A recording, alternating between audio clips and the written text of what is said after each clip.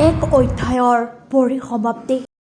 পুষ্পসজ্জিত বাহনত প্ৰয়াত প্ৰাক্তন প্ৰধানমন্ত্ৰী ডক্টৰ মনমোহন সিঙৰ অন্তিম যাত্ৰা।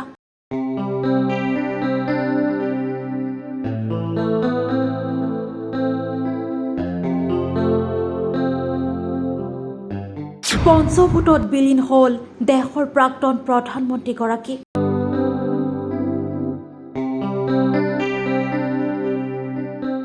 আজি ৰাজ্যিক সন্মানেৰে প্ৰাক্তন প্ৰধানমন্ত্ৰী ডক্টৰ মনমোহন সিঙৰ শেষকৃত্য সম্পন্ন কৰা হ'ল।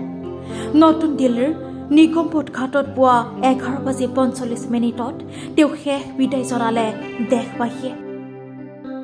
পুৱা প্ৰায় 8 বজাত তেওঁ নিথৰ দেহ কংগ্ৰেছৰ মুখ্য কাৰ্যালয়লৈ লৈ অনা হৈছিল, য'ত তেওঁৰ শেষ আভাস পাইছিল সৰ্বসাধাৰণে। উল্লেখযোগ্য যে দিল্লীৰ যান বাহন আৰক্ষীৰ তথ্য অনুসৰি পুৱা 7 বজাৰ পৰা বিয়লি 3 বজালৈ ৰিং ৰোড, নিশাদ ৰাজমাৰ্গ, বলিভাৰ্ড ৰোড, SPM মাৰ্গ, লুধিয়ানা ৰোড আৰু নেতাজী সুভাষ মাৰ্গত যান বাহন চলাচলত নিষেধাজ্ঞা জাৰি কৰা হৈছে। বৃহস্পতিবাৰে নিশা 93 বছৰ বয়সত তেওঁ শেষ নিশ্বাস ত্যাগ কৰে। দিল্লীৰ এইমছ হাস্পতালত জীৱনাৱাস ঘটিছিল। উল্লেখযোগ্য যে ডক্টৰ মনমোহন সিং 2004 চনৰ পৰা 2014 চনলৈ দেশৰ প্ৰধানমন্ত্ৰী আছিল। তেখেতে দেশৰ অৰ্থনীতিত গুৰুত্বপূৰ্ণ অৱদান আগবঢ়াইছে। তেওঁ দেশৰ অৰ্থনৈতিক স্থিতি আগুৱাই লৈ গৈছিল।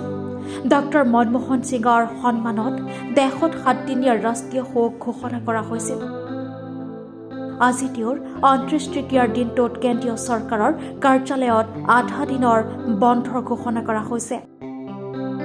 শুকুৰবাৰে কেন্দ্ৰীয় কেবিনেট বৈঠকত এই সিদ্ধান্ত লোৱা হৈছে। প্ৰাক্তন প্ৰধানমন্ত্ৰীগৰাকীৰ শেষকৃত্য সম্পন্নত দেশবাসীয়ে শোক প্ৰকাশ কৰিছে।